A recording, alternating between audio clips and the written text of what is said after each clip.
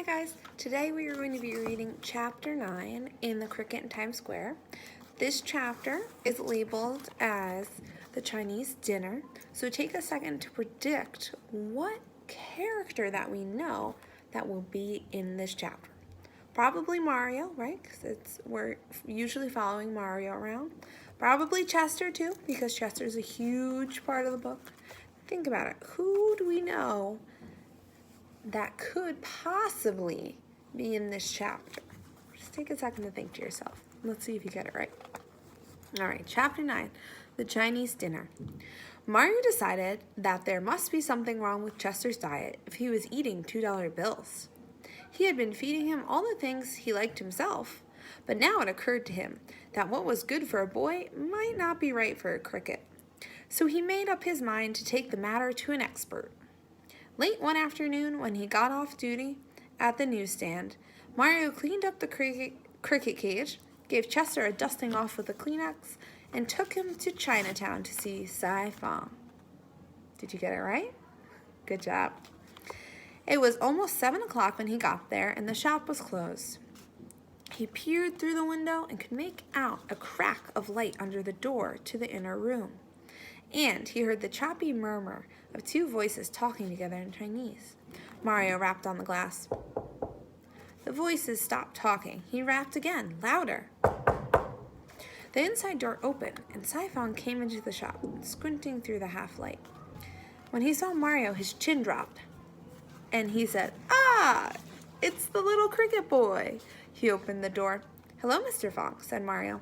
"I don't want to bother you, but I have a problem with my cricket."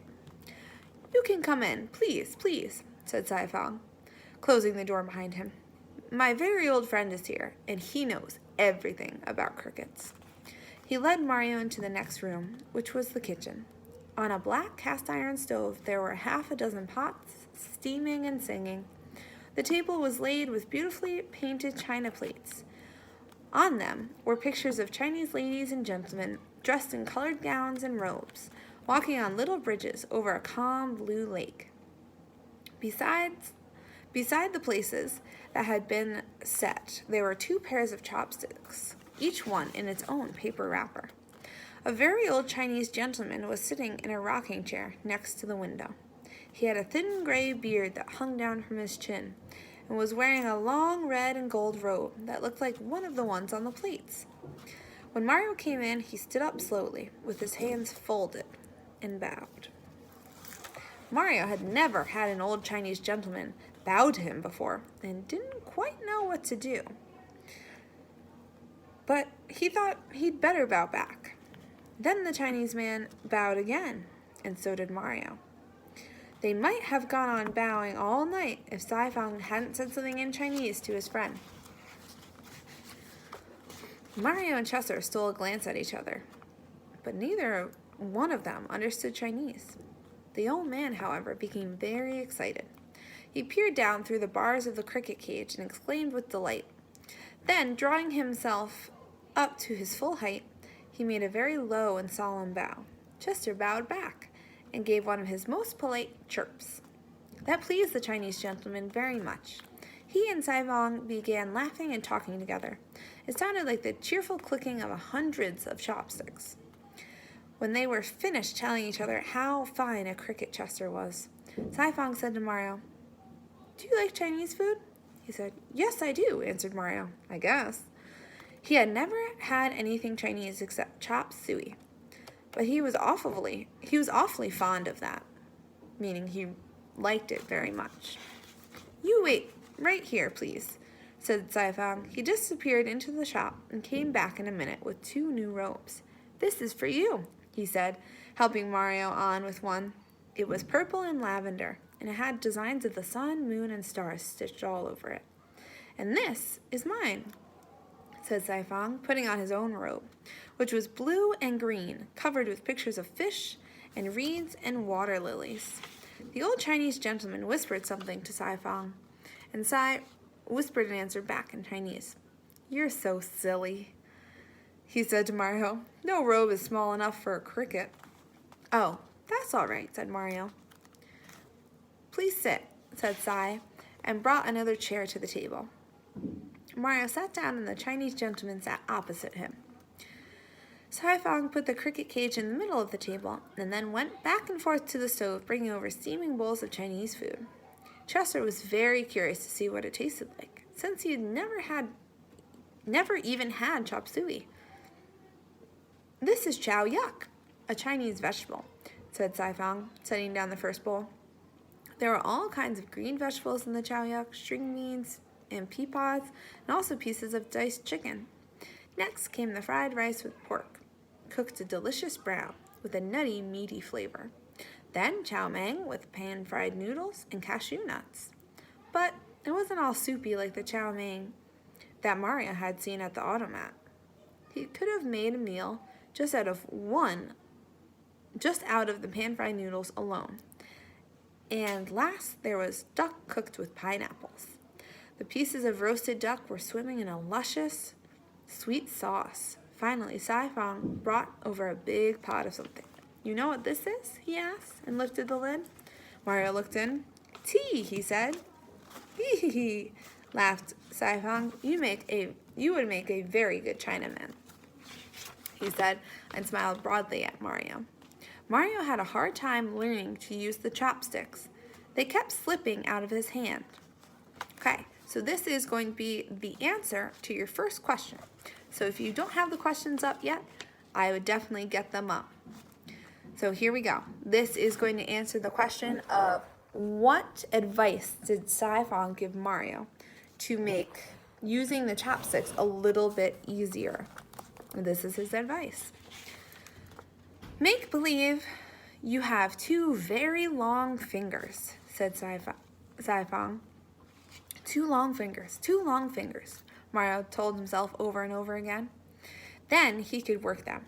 He got it so that he could almost feel the food on the end of them as he lifted it to his mouth.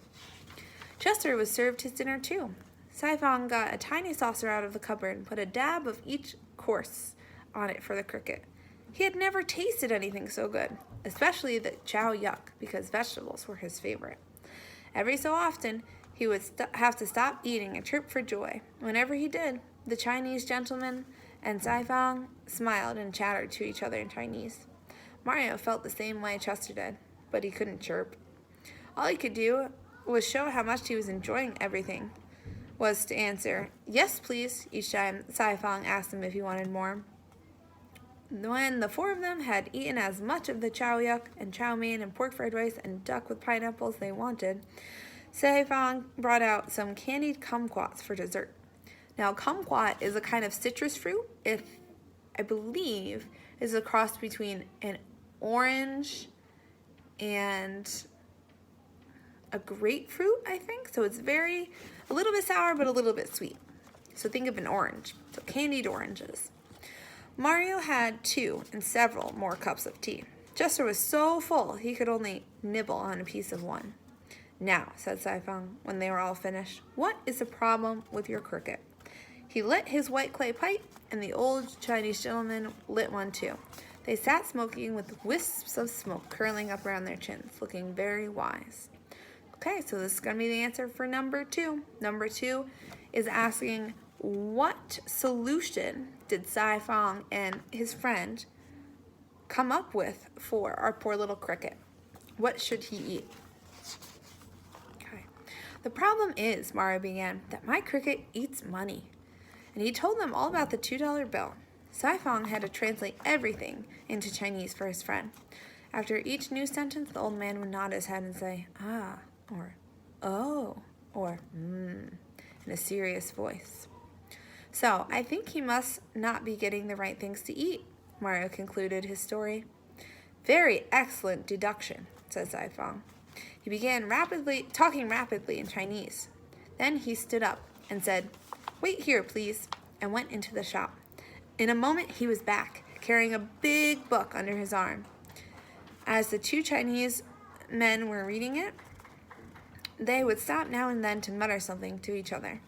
Mario went around behind them. Of course, he couldn't read the Chinese characters, but there were pictures in the book too. One showed a princess sitting on an ivory throne. On a stand beside her was a cricket cage just like Chester's. All of a sudden, the Chinese gentleman began to squeak with excitement. Here it is, Sai Fang exclaimed to Mario. This is the story of the princess of ancient China. She had a cricket for a pet and fed him mulberry leaves. It says, just as silkworm who eat of the mulberry tree spin beautiful silk, a cricket who eats leaves of the mulberry tree will spin a beautiful song. Then we've got to find a mulberry tree, said Mario. The only one he knew right offhand was in the botanical gardens in Brooklyn, and that had a fence around it. So what was their solution? What should Chester eat? All right, write in your answer. You can pause this video when you're typing in your answer and then play it so we can finish the chapter. But I have a tree, said Sai Fang, and his face curled up in a smile as wide as a Halloween's pumpkin. Look outside the window. I have one right out there. He went to the window and pulled up the shade. In the courtyard outside, a mulberry tree was growing. One of its branches almost stuck into the kitchen. Sai pulled off about a dozen leaves and put one in the cricket cage, but Chester didn't touch it. Mario was dismayed. He doesn't like it, he said. Oh, he likes it, said Sai Fang. He's just full of Chinese dinner now. And that was exactly the truth. Any other time, Chester would have been gobbling up that leaf. But he was stuffed now. Just to show them that leaves were what he wanted, however, he managed to take one bite. You see, said Sai Fang, he will eat the leaf when he's hungry. Chester was feeling so contented, happy, that he had to sing for a while. Everyone listened very quietly. The only other sound was the creaking of the rocking chair, which went very well with the cricket's song. Sai Fang and his friends were very touched by the concert. They sat with their eyes closed and expressions of complete peace on their faces. When it was over, the old Chinese gentleman blew his nose on a silk handkerchief he took out of his sleeve. His eyes were moist. Dabbing at them with the handkerchief, he whispered something to Sai Fang.